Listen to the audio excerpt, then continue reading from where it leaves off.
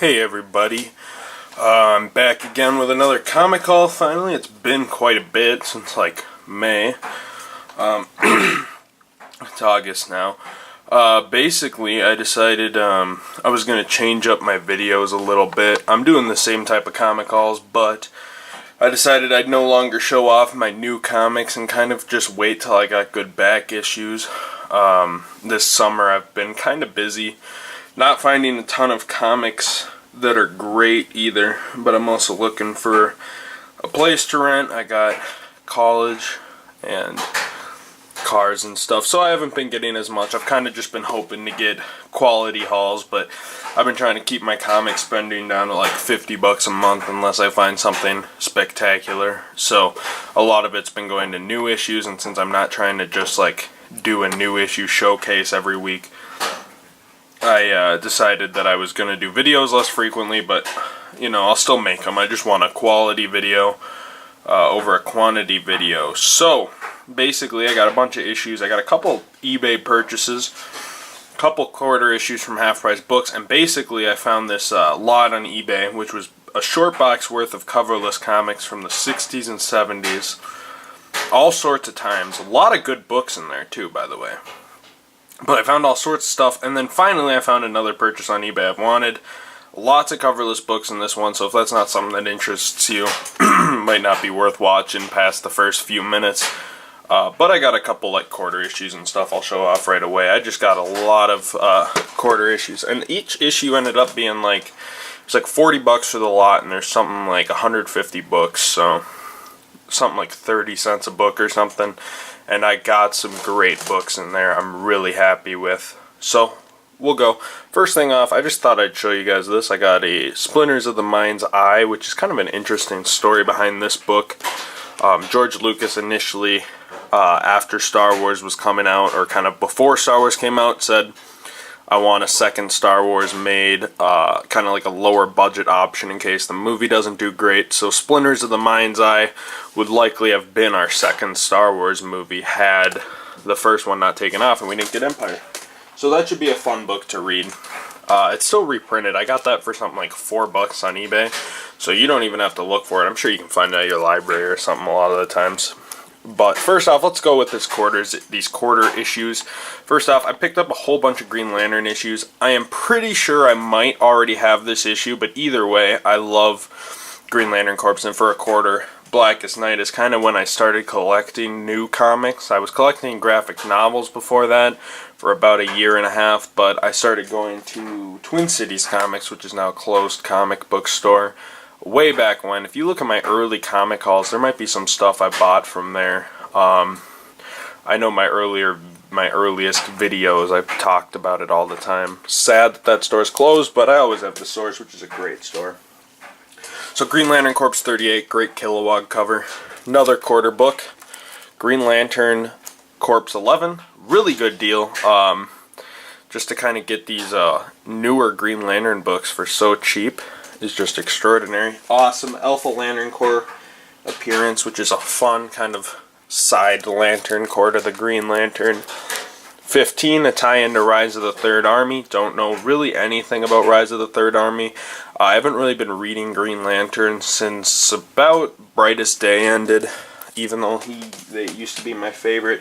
After the Green Lantern movie and kind of just a whole bunch of other stuff, Green Lantern started to get a little stale when it was just Corps War after Corps War, and it still to this day kind of never went back to what it originally was. But I got Hal Jordan and the Green Lantern Corps I'm subscribed to now. Should be cool. And Green Lantern Corps 16, an early appearance of Simon Baz, which is cool. I want to read more about Simon Baz. Like I said, I haven't been reading much Green Lantern, so I do have a couple Simon Baz books. Not a whole ton on him. I think I might have his first appearance or his origin story. I have Green Lantern Zero. I don't remember if it was Corps or what that he first appeared in or was first kind of introduced in. Green Lantern Corps 17. This one's in great condition. I don't even know why they gave it out for a quarter. And Wrath of the First Lantern. I remember when this was coming out, kind of interested me. I read a few previews, but I didn't get any books from it. I think I flipped through that exact book at Source a couple of years back, though. Wrath of the First Lantern Part 10. Green Lantern Corps 19. Cool Kilowog cover. I'm excited to see what Kilowog has to do in that book. Number 20 kind of reminds me of some Rob Liefeld art, especially in the faces. Not so much in the builds, I guess. But Rise of the First Lantern Epilogue, Green Lantern Corps 20. Excited to read that. Green Lantern Corps 26. Not huge on this cover, to be honest. But Kyle Rayner and John Stewart should be cool. Always love seeing Kyle Rayner and John Stewart doing stuff. 27, which should be the follow-up to that. 31. Pretty cool looking. Looks like something I'm going to have to do with the Star Sapphire Corps. And then I got some New Guardians books too for a quarter. So I ended up spending like $4 or $5 on all of these Lantern, or it was like $4.50 for all these Lantern books, and I got a good amount more. 23 White Lantern. Kyle Rayner is a White Lantern. 27, he's got the multiple ring, or the color spectrums. 28, looks kind of cool. I think it's just Carol Ferris and Kyle Rayner, and then a bunch of like old Guardians of the Universe. 31, because I know early on it was like Hal Jordan, Carol Ferris, Larfleeze. I can't remember who all was on that team. I didn't read that book ever. 32. Cool cover. Trying to speed through these to get to the newer stuff, or the older stuff. 34. Pretty cool looking.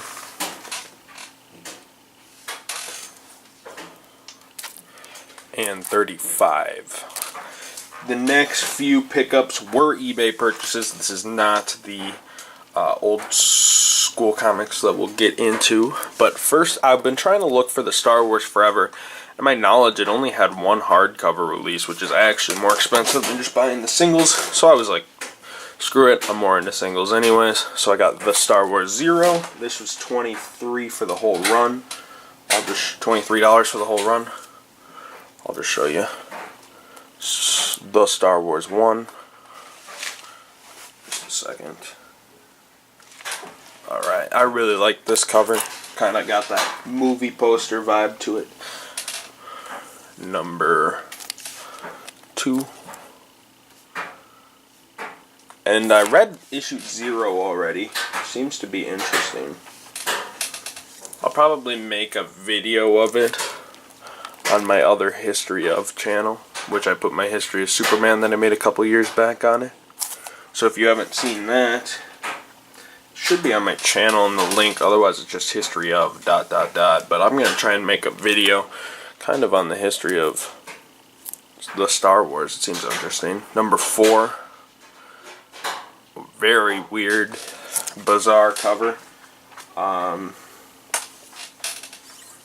If I'm not mistaken, this is based on like the 3rd or 4th draft of Star Wars. There were several. Issue 5.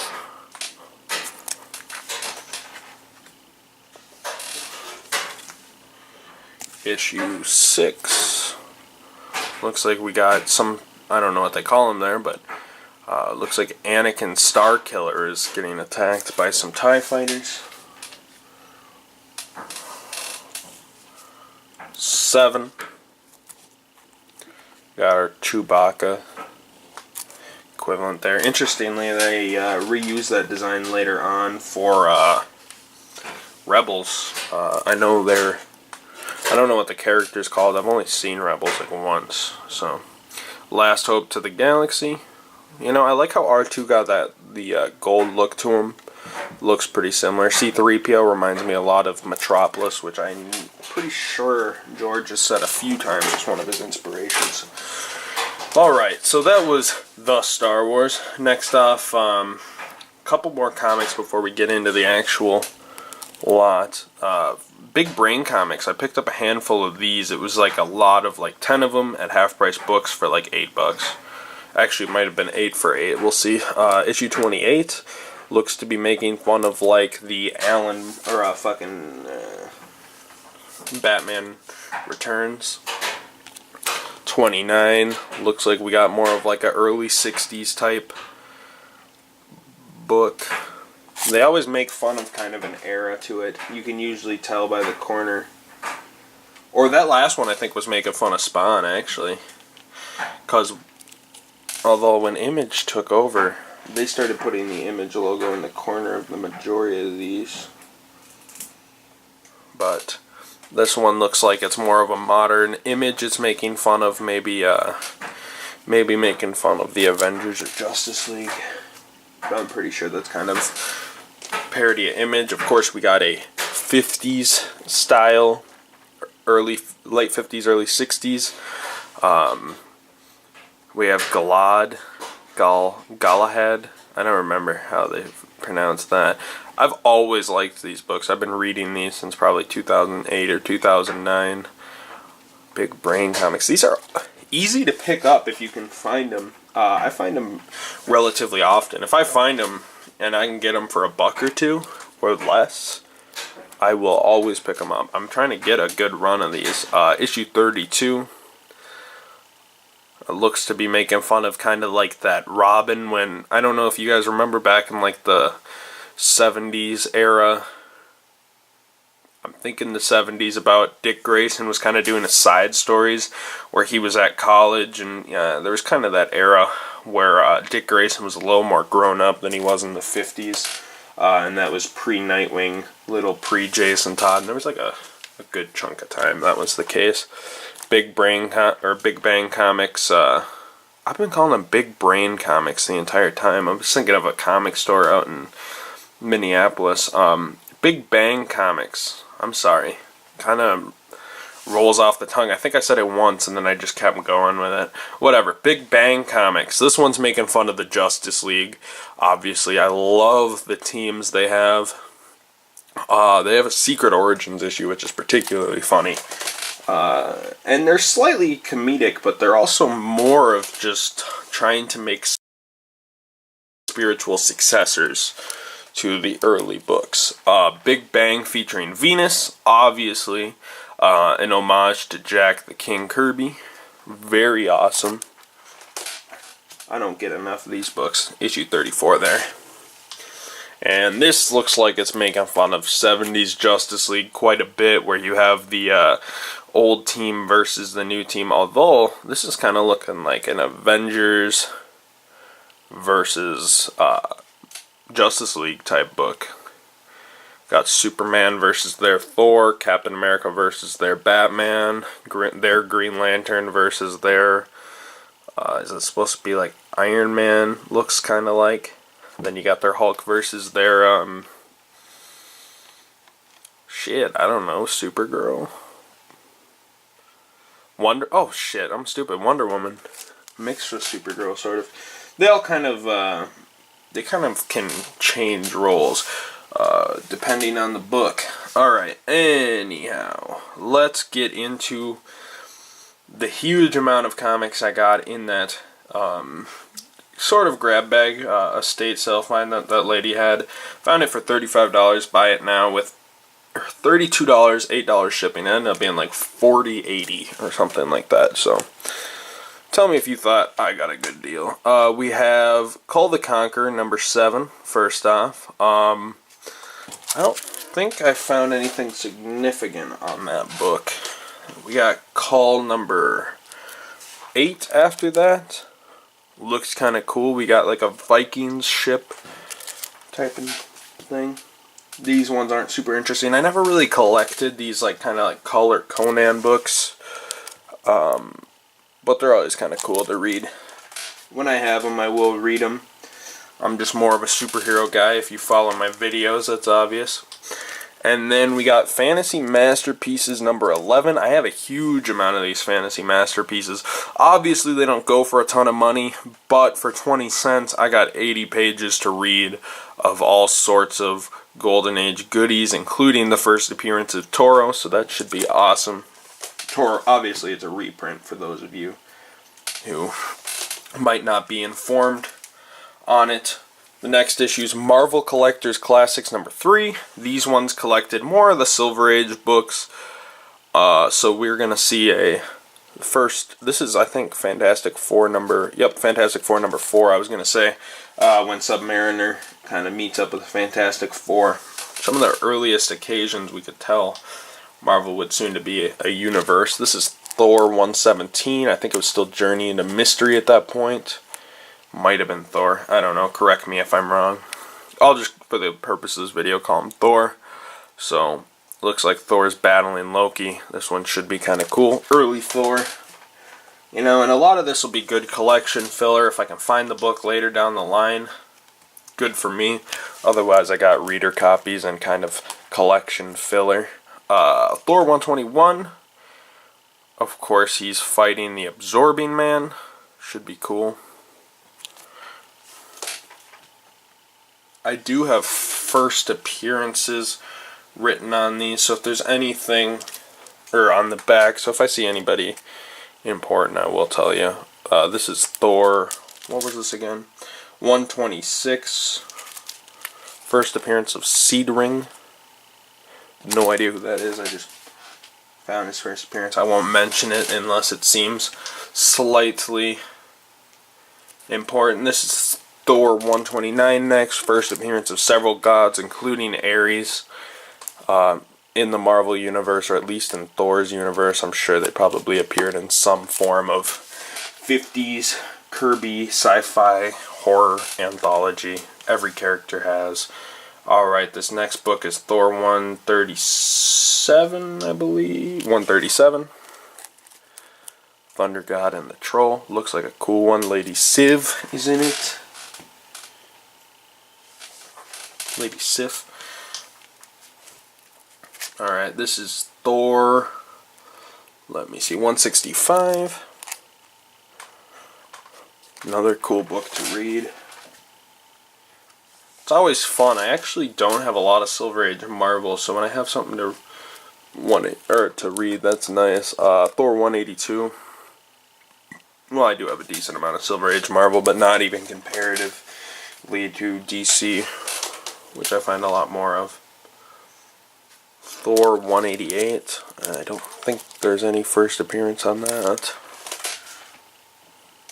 As we get down, these first few are kind of in somewhat random order. I do have my favorite first appearances and keys on the bottom that I got, so when we get to those will be more interesting, but right now I'm showing you the random comics I have, somewhat in random order. Thor 187.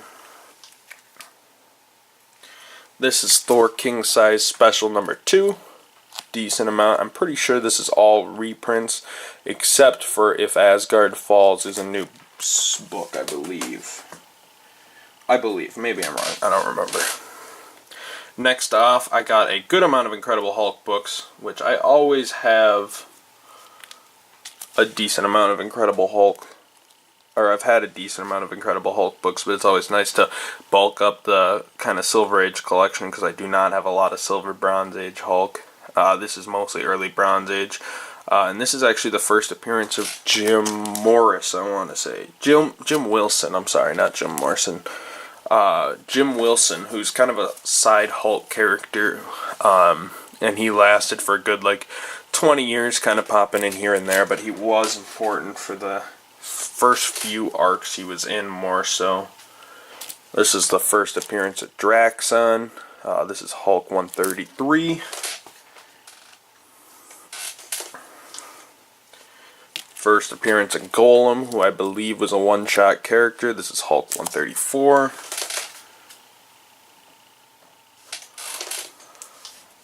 I got this book twice actually, and it's the first appearance of Klaatu and Xeron. But Got that book twice.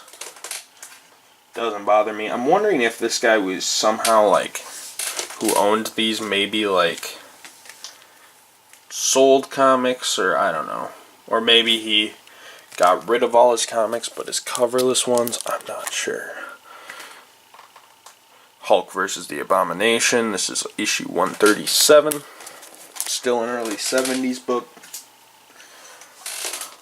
I think that's my last duplicate. I might have one more duplicate. Oh wait, no, I think I have a couple duplicate Amazing Spider-Mans later on. Incredible Hulk 163.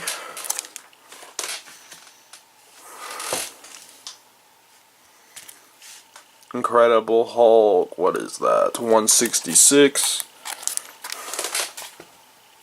Like I said, it's kind of crazy because a lot of these will actually still have their back covers. But a lot of them are missing their front covers. I don't know why. I'm almost curious because they're all in really good shape. Like the book itself, you can see most of the... Okay, this one's a bad example because it does have the rip there, but... Number 59, Fantastic Four.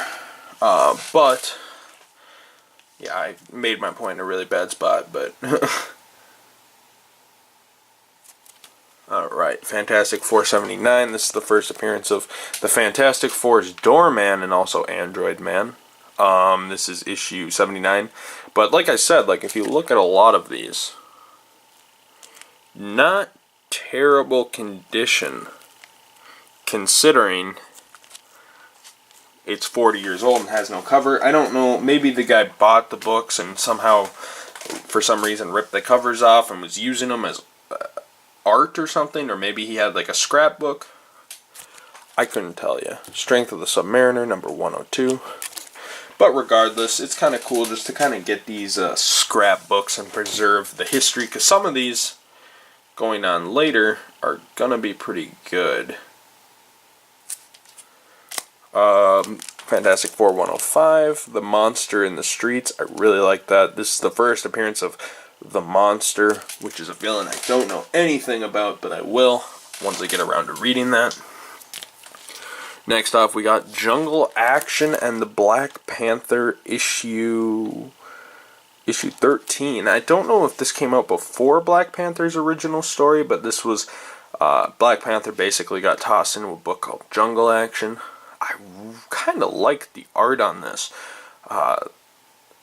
You got a really cool background, but I mean it's almost like cover worthy. I don't think the cover was like a upgraded version of this art, but I really do like that figure on there. It reminds me a lot of the early Moon Knight books. So let's go on. Man-Thing. This is actually Fear number 13, starring the Man-Thing. Pretty cool looking book. I don't think there was anything special to it though, other than it being a cool Man-Thing series. And next we have Man-Thing number 13. I do believe I have this book already. I think I found it coverless somewhere actually at one point for like 50 cents or some garbage. Next off we have Submariner number 29, and I think I have a handful of duplicates in here, only like 5 or 6 that I had beforehand. But Submariner number 29, this is a 1970 book. I do like Submariner. I have a small run of them, and now I have a bigger run of them. Submariner 31. Kind of cool. Submariner was turned into some sort of humanoid fish thing. Number 32. And there are minor first appearances in a couple of these Submariners, but I don't believe I have anything serious.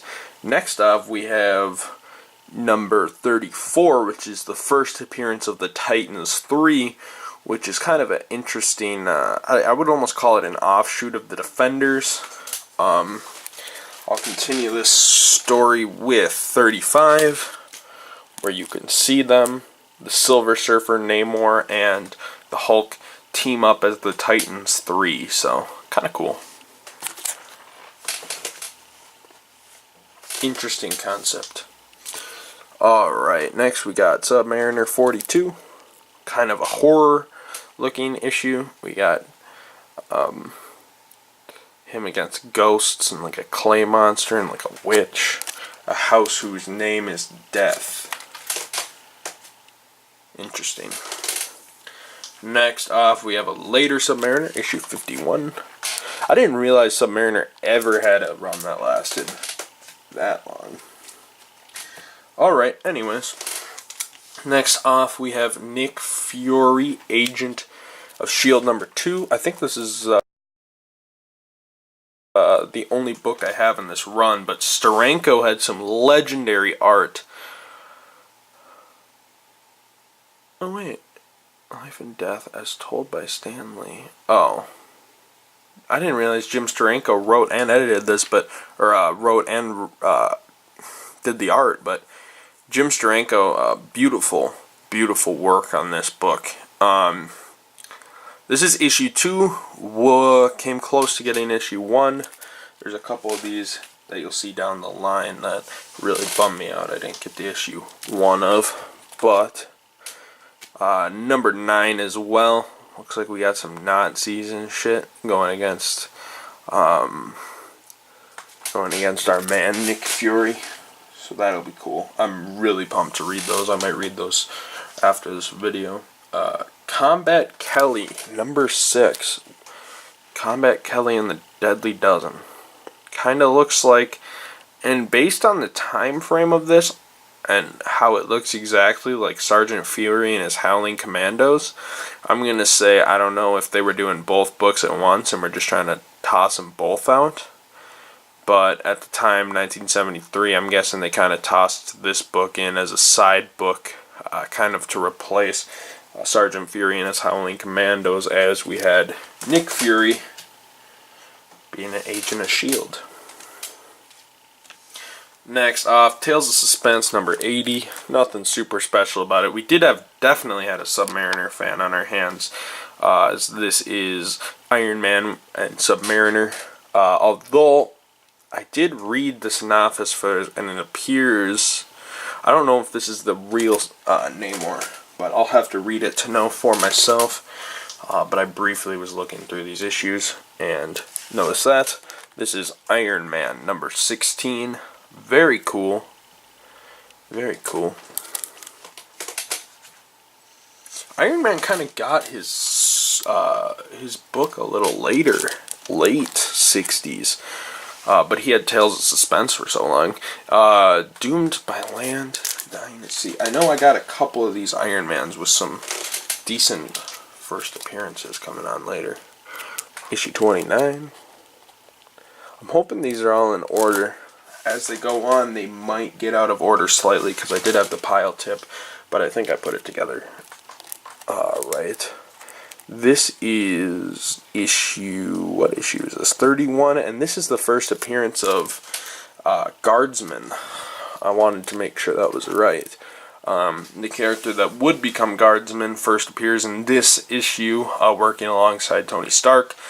He is the original Guardsman. There is a second Guardsman. And later on, Guardsman would be combined with Kyle Rayner in the Aglaham universe to be like a kind of that version, Iron Lantern. Iron Lantern, that's another good book I haven't read in a while. Speaking of Iron Lantern, Iron Man issue 57. Didn't think there was any first appearances. Pretty cool. Kind of got that ragdoll Iron Man there burning, striking on Iron Man. Iron Man 58 against the Mandarin and the Unicorn. I love the old school Iron Man costume. This is my only Captain Marvel book, at least for Captain Marvel's main series, Captain Marvel number 5. I do think I have this with a cover, and actually in pretty good shape. But, regardless, whatever. Now I got a copy I can more confidently read. Luke Cage, Hero for Hire number 2. I was devastated when I got this, because I opened it up, and I pulled out number 2, and I was like, number 1 has to be close behind.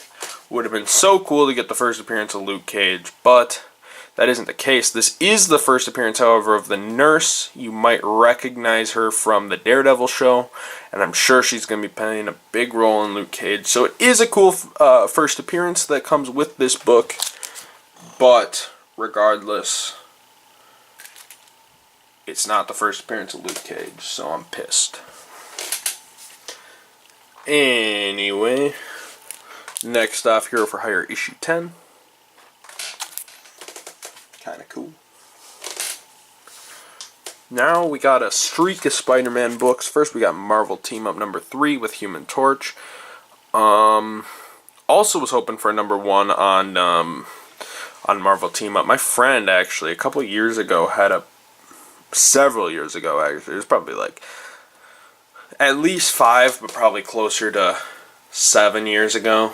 Got a lot of books from his grandparents, bought a box at a flea market, had the first appearance of Black Cat, Marvel Team Up number 1, second appearance of Moon Knight, which I still have to buy from him. I was going to do a trade for that at one point. I forgot. I got to hit him up about that. I want that book. Maybe I'll hit him up about that first appearance of Black Cat too. Marvel Tales number 9 is the next book I have. Reprints of early Spider-Man adventures, including the first appearance of Green Goblin and a couple others. So that's kind of cool. Next up, Marvel Tales number 20. More first appearances. Reprints, I should say, including the Spider Slayer original Mark 1, which is a TV on a strange Teletubby body, metallic Teletubby, 21 year, or volume 121 of Marvel Tales. And this is actually Marvel Tales at first. Later on, became a thin book. I actually have a decent amount of Marvel Tales, by the way, but thicker book as the book went on. I do believe I have Marvel Tales number 1. Marvel Tales 26, the final chapter. Cool. Next up, I think this is my last Marvel Tales, and then it gets into it. Yep, Marvel Tales 37 with the Kingpin. This is when it became the thin single issue reprints that it later became, hawking off the same Spider-Man books people have already had for years. First off, Amazing Spider-Man 34. I think this is the second appearance of Kraven. Otherwise, it's a relatively early appearance of Kraven. Kraven vs. Spider-Man, always awesome. I really dig this book. And I needed to bulk up my early Spider-Man collection. I have a decent Amazing Spider-Man collection, but my early Amazing Spider-Man collection is lacking. Issue 39. Oh boy, do I wish I had this with a cover. One of the most iconic Amazing Spider-Man covers, in my opinion, John Romita ever did. Where Green Goblin is towing Spider-Man in half Spider-Man, half Peter Parker identity through the city. Very awesome book. Regardless, going to be a fun read, but I am looking for this with a cover at some point or another. Got to make that a priority of mine. Next off, let's see, what issue is this? 57, The Coming of Kazar. And then I think this is just the issue directly after it. Yep, 58, To Kill Spider-Man with Kazar. And this is actually also, I want to point out, the first appearance of Spider Slayer Mark II.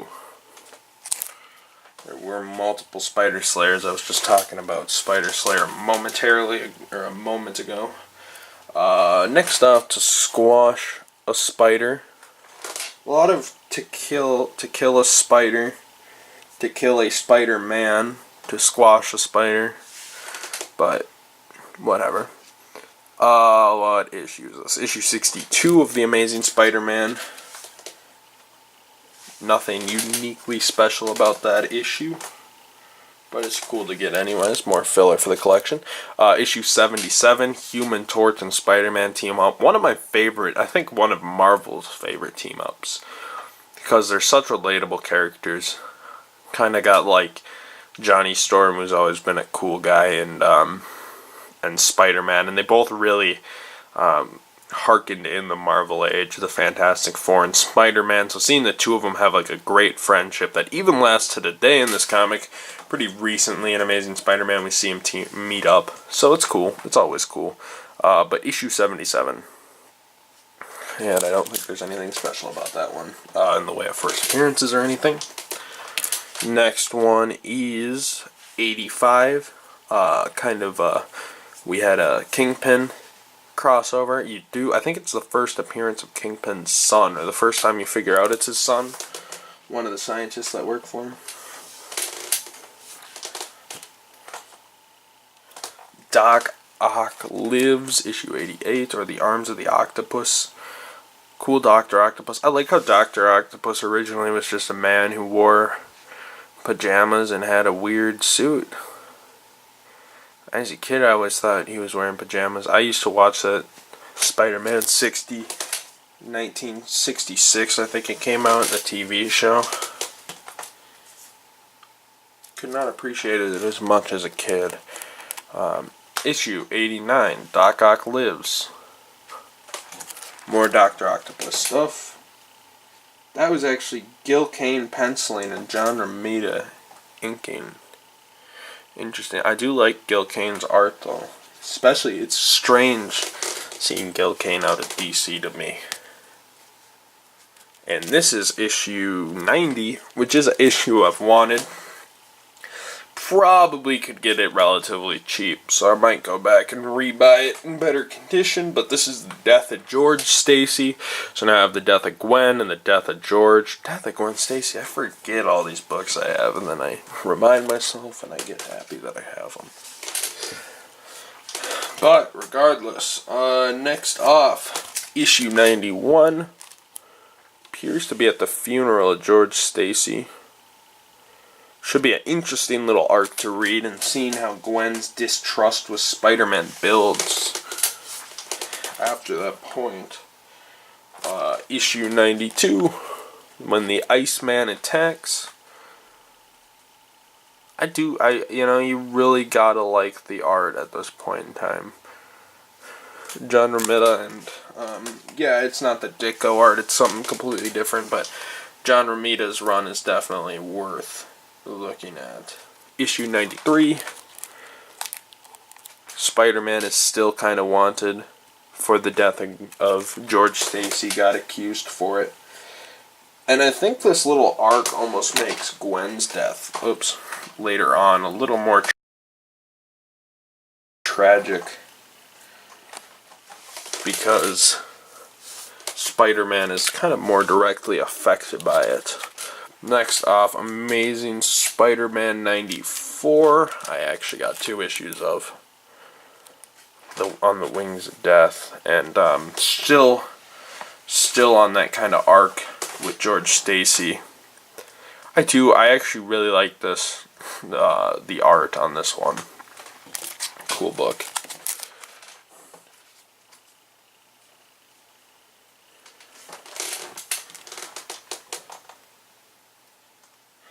And then issue 95, so it really, I did get a decent little straight run of this. Spider-Man fighting terrorists.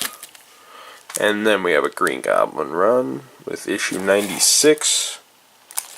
I didn't think there was any first appearances on that. There wasn't. Issue 97, I believe. In the Grip of the Goblin. And at this point, artist Emeritus? Emeritus. John Romita, I don't know what that means. But that's still Gil Kane penciling mainly. Another Craven book, issue 111. Yeah, I'm always happy to get Amazing Spider-Man. This will be a big bulk on my run, so that'll be fun. Issue 112.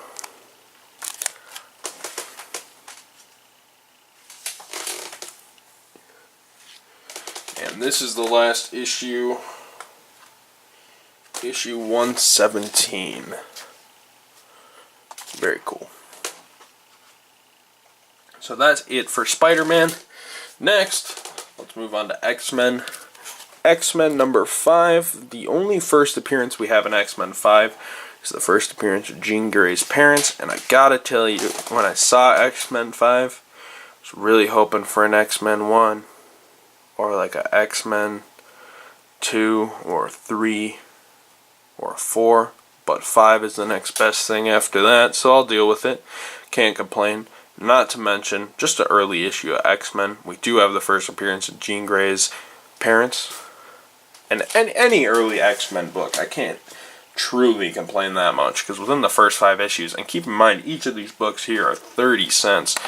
So, that's a hell of a deal.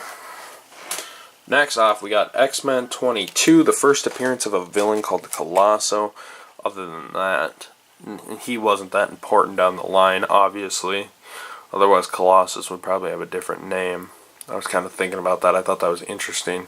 Anyway, nothing too special about this book. Early X-Men, another run. I'm always trying to build up, so always cool. And then next off, we jump to issue 23. Interestingly, it's the... Oh, this one's a Marvel Superheroes. You know what I'm curious of, then?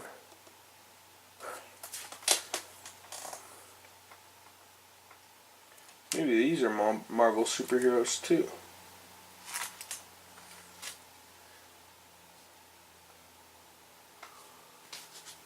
Huh. Well, no, this one looks pretty new comparatively.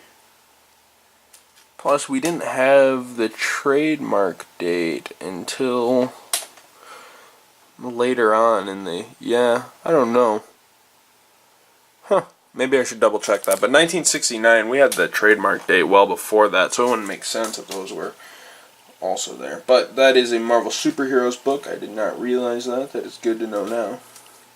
But Marvel Superheroes 23, that's kind of cool. Double checking. Yeah, the majority of these look like X-Men books.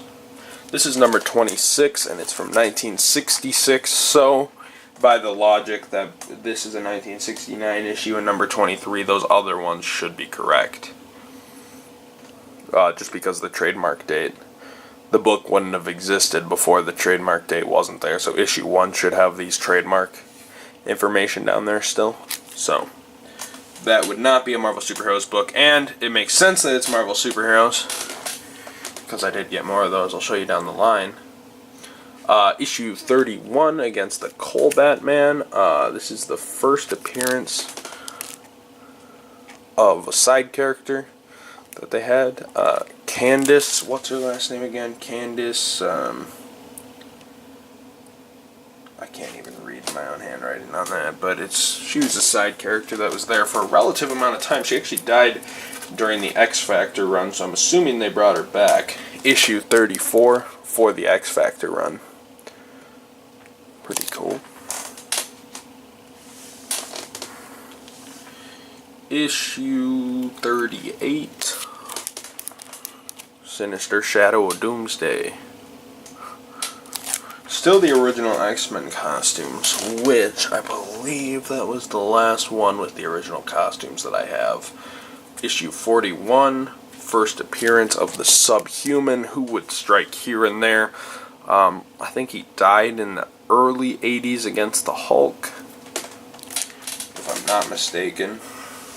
I looked through a lot of this, so I do know a decent amount about these books. I didn't just know everything. Interestingly, this is issue 42, and actually it's the death of Professor Xavier, and they started an arc where it kind of showed the origin of the X-Men in the back, and it was when Cyclops was actually picked up by Professor Xavier and was the first one on the X-Men team. So interesting. And then this one continues the death of the stories. continues the death of Professor Xavier's story, and interestingly, I believe this is the issue in the arc where Beast joins. So then it's Beast, Professor X, and Cyclops for the side story. And then the story will continue on as time goes on. This is issue 44, I want to say. Let me find it. 47, actually. Kind of cool. I liked the revamped X suits, although the classic X suits are always going to be my favorite. Issue number 49, the Demi-Men. Next off, we have some Avengers.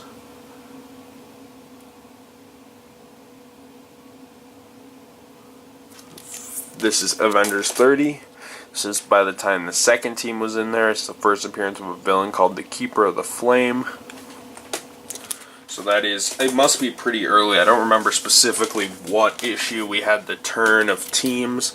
This is issue 39, so this is about 9 issues later. But the Avengers, it's kind of strange that they decided that they'd take mostly A-list, or yeah, I'd call it a pretty A-list team of Avengers, and then, oops, I got the stack falling down on me. Let me try and save this real quick. But kind of took their A-list team of Avengers and B-listed them. Kind of made a strange team. You still did have the Wasp and Giant Man in his Goliath uniform, but they had Quicksilver, Scarlet Witch, and made Hawkeye the leader of the Avengers. Battle joins. This is issue 53. Interesting crossover between the Avengers and the X-Men, and took place in X-Men. Wait a minute. Give me a second.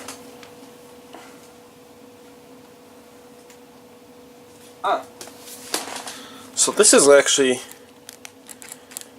this leads into this. It says right here, it all took place in the action-packed X-Men 45. Now on sale. So be sure to read that mind-bending mag first, and then as witnessed in Avengers 53. So, those couple issues crossed into each other. X-Men 45. Oh, this is X-Men 46. I don't think I got X-Men 45. I got X-Men 42. X-Men right here. Nope. Doesn't look like I got it, actually. That's kind of a bummer. That would have been cool to get the whole story there, but whatever. That's all good. Oops, and I'm losing it again. Losing my stack again. There we go. Next off, final Avengers issue. Avengers 73. So I didn't get a huge Avengers run, interestingly enough, but I did actually, and these are the only DC books I got. But I got a decent amount of Justice League books, ironically. Issue 57.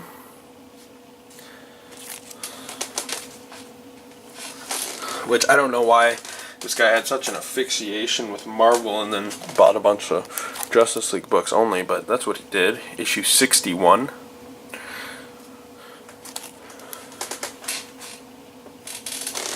Issue 82, first appearance of the Creator Squared.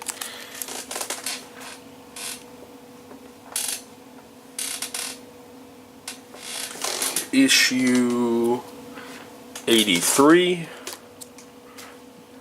Got a cool Black Canary thing. Justice League's always a book I'm trying to bulk up. Luckily, actually, if you look at this and you watch my hauls, there's a lot of the stuff I'm always trying to bulk up. Issue 84, at least for my Marvel books, and of course Justice League. Something I kind of neglect, I would say. I don't really read current Justice League. I've always tried the side books and never been huge on them. 87.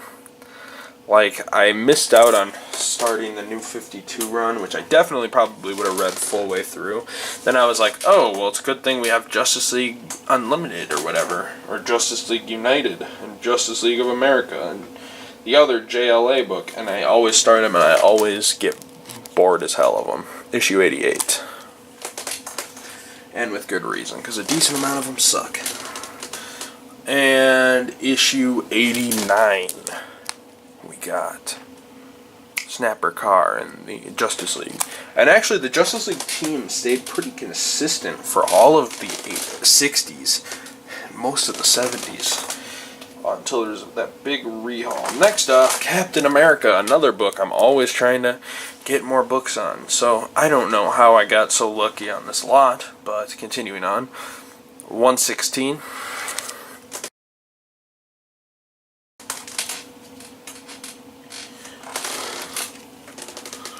125, Captured in Vietnam. This book would have been super cool to get with the cover, but the cover we have is actually censored. The original cover was Captain America fighting a bunch of Vietnam soldiers, and that actually got censored and replaced with the later cover we got, which isn't nearly as exciting. I would have preferred to get the cover one, but I'm interested in the story of Captain America's cover. I did read about it, I think, on Comic Book Legends, on Comic Book Urban Legends Revealed. Look that up. It's seriously a super cool column. I don't consistently read many article series on anything, because I'm more of a YouTube guy. I like watching videos. But I have been reading those articles. Nobody matches with them. I know NerdSync makes some decent videos where they kind of do similar things, where it's kind of like strange comic book stories, but Comic Book Urban Legends Revealed blows any other similar show out the water. So definitely read that column.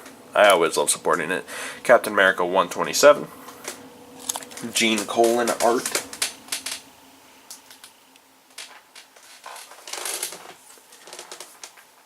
We got 131, Bucky Reborn, which is interesting because it led into, well, we ended up seeing it. But originally, in this one, we had Bucky as an android. Ooh, that's interesting. And Bucky's kind of been a character that's come back and re-died and whatever until Winter Soldier happened. Although, I never really understood people taking the mantle of Bucky, because his nickname was Bucky. It's kind of weird, taking a dead guy's nickname and becoming Captain America's partner. I guess I get it, but it's like, be like the Sentinel of Liberty, or Fighting America, or Captain Shield, or U.S. Agent. Anyway, Captain America 133, MODOK, featuring the Falcon. This is actually, I don't know if they called it Captain America and the Falcon yet, but it is featuring the Falcon. That might be a side story, though. I'm not sure. I would have to read it before I know. However, a couple issues later, in issue 134, actually, the very next issue, it became Captain America and the Falcon. So this might be the first official Captain America and Falcon issue. I'm not sure. Huh. I'm going to look that up real quick. I'll do it on camera for you guys.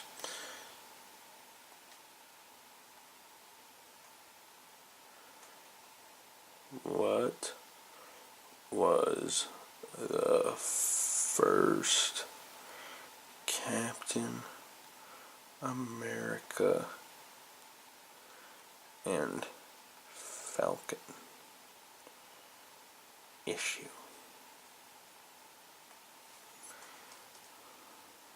Captain America and the Falcon. No, that's not what I was looking for.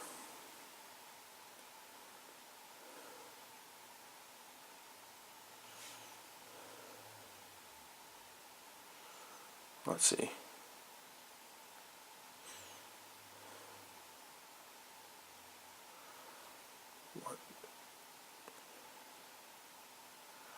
Captain America 133 is captioned as Captain America, and issue 134 is Captain America and the Falcon. It looks like this might be the first official Captain America and Falcon. Let's see. It should say in the trivia on Marvel Wiki, because maybe it was just something notes. Alright, Falcon. Sam Wilson officially becomes Captain America's partner and co-star in this issue.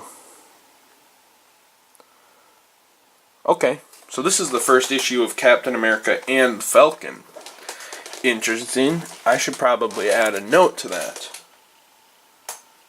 So I will. Let me just toss that back over towards where I put my notes. Interesting. So, if you knew that, sorry for making you wait. If you didn't know that, don't give a shit. Sorry for making you wait. Next off, Daredevil, a book I'm always trying to collect. Issue 23. I'm pretty sure I have this one already, and I'm pretty sure it is also coverless. Issue 31. Do not have this issue, I don't believe. If I do, I don't have it coverless. Issue 35.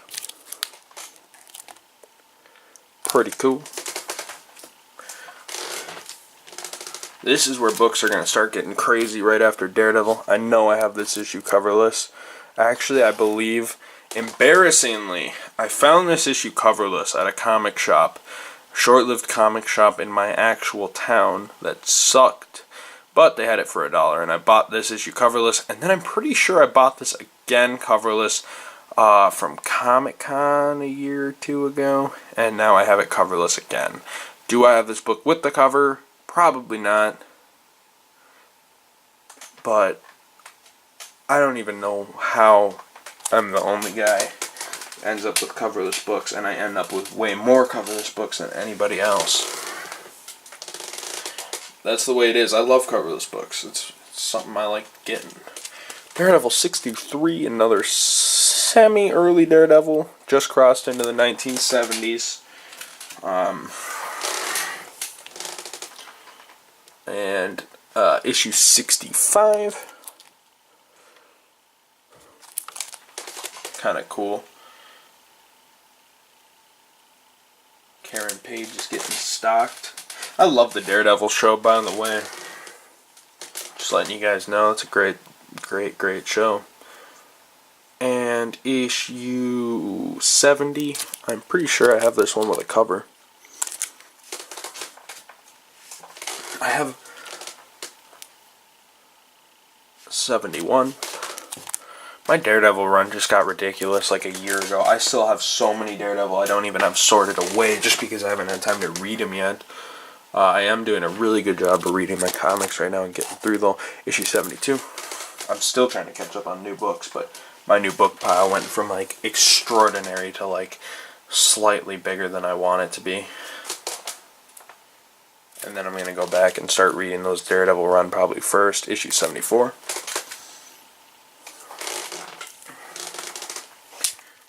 Issue 75.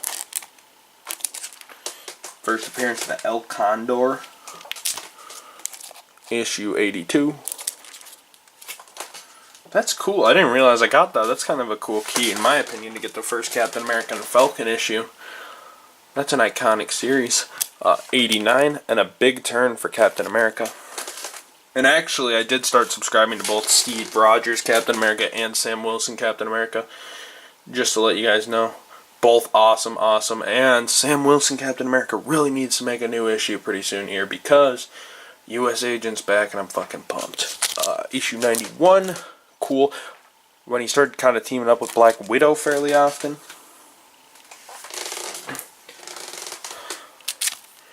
Issue 99, just shy of 100, and you can see the covers are always ripped, but it's not like these books were badly taken care of. Like, look at that, the cover was ripped, like fucked up ripped. But if you look, maybe this guy was a comic reseller in the 70s or something, and like the books with ripped covers or something, he would just, you know what it could be? He could have been a comic retailer, like a newsstand guy could have ripped the covers off put them up for advertising and kept these books to read. God knows why he had so many of them, but who knows. I bought this from a person who allegedly on eBay was like a doll collector. I was reading her thing, and she was a doll collector that found these at an estate sale, so I don't think either of them knew exactly what they had, so it's a good thing they got a cool home now, along with several other comics. Too many comics. Amazing Adventure #2. Some Inhumans work, written and drawn by Jack Kirby. I like how Jack Kirby, even when he was arguably the biggest comic artist alive, would still do stuff like this, where he's like, I want to do Inhumans #3. Not that back in the day, it's like the ultimate thing. Like, if you're a Jeff Johns or a Jim Lee now, you get a lot more power than Jack Kirby did, but that being said, still think he would be able to have his choice. Jack Kirby could choose whatever book he wanted to do, Marvel, DC, or otherwise. So, issue 4, love the Mandarin. The Mandarin's always cool. I don't have nearly enough issues of the Mandarin, you know what I'm saying, though? #4. #5, Blackhawk. And I'm kind of excited for the Inhumans movie. I actually have a bit of Inhumans books, but I think all of them are collected from the 70s, which makes sense. I don't really have anything new by them, and I think they came out in 67. Throwing out a year there. I'm probably absolutely wrong. I know very little about the Inhumans. #6, but I do have a relatively good amount of books by him. And #7, why I chose to not end with these, because there's still more books, but these are I think these are the last of my books that I wasn't crazy excited for. And issue 8, Avengers and Inhumans, crossing over. I might read X-Men versus Inhumans versus X-Men, because since I quit reading All New X-Men once Bendis was done with his run, I have not been reading anything X-Men at all, and Inhumans is cool too, so maybe I'll kind of catch up with those worlds. Okay, next off, this book is crazy. If you recognize it by just the no cover it has, but Conan the Barbarian, issue 1, volume 1. This is the first appearance of Marvel Conan, to my knowledge. I looked. He might have appeared in the magazines beforehand, but to my knowledge and to what I could gather, and like I said earlier in the video, not the hugest fan of these, but I'm pretty sure this is the first Conan. And as I went through the Marvel Wiki page, it said the first Conan and the first Cull, so my guess, first King Cull and first Conan, so my guess is that accurate, unless there's some sort of side canon. Obviously, first appearance of Marvel Conan. It's awesome. I'm really pumped. And there's actually a lot of Conan books that Marvel made down the line later, but I'm so happy to get this. First appearance of Conan, first appearance of King Cull. Not that I'm a huge fan of Conan necessarily, but maybe I'll think twice and go back and kind of start grabbing these books on the side, just because I got a really good start on the run since I have issue 1, issue 29, issue 30,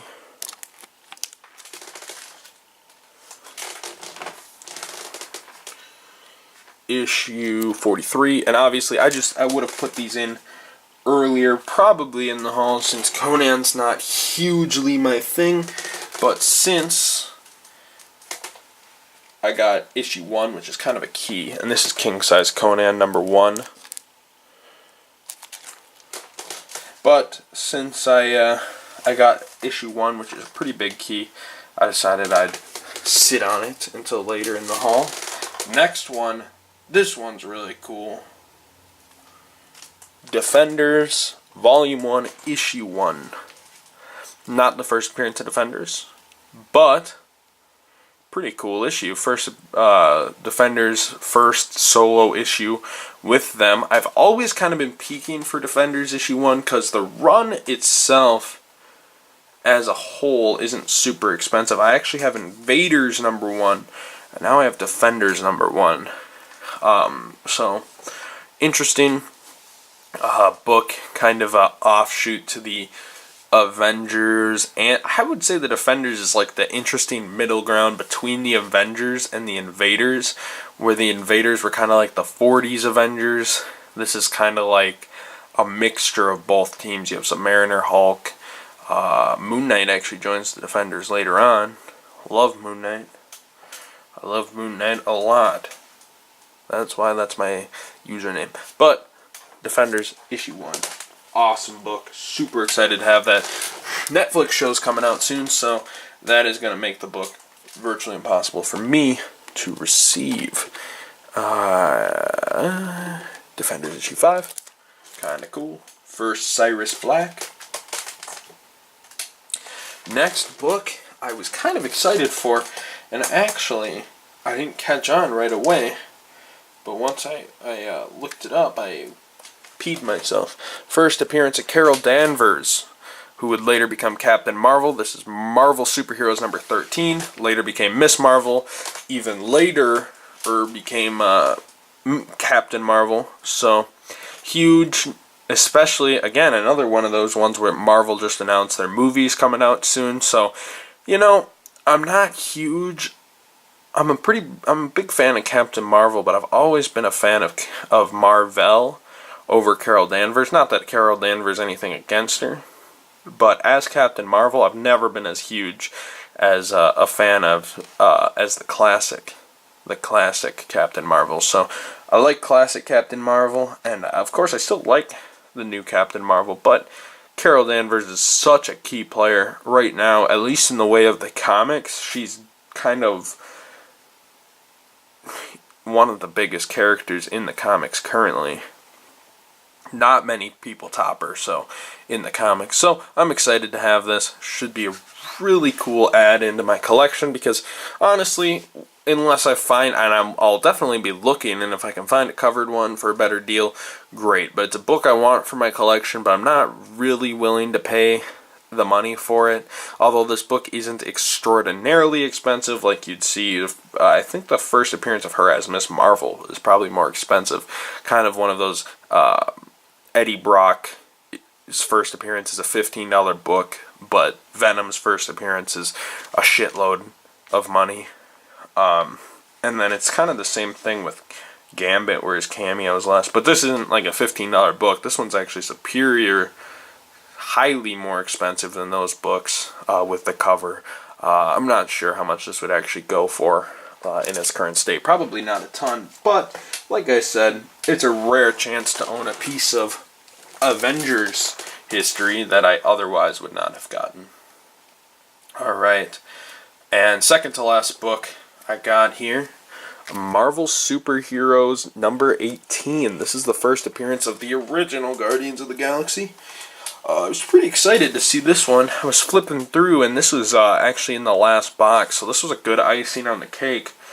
There were some of these I just recognized by the picture what they were, but some of these, since they don't have the cover, sometimes kind of miss what they are. This is one I recognized instantly because I've actually bid on a couple copies of this. I think I was bidding against someone, and this book went for right around, and this was somewhat shortly after Guardians of the Galaxy came out, the movie.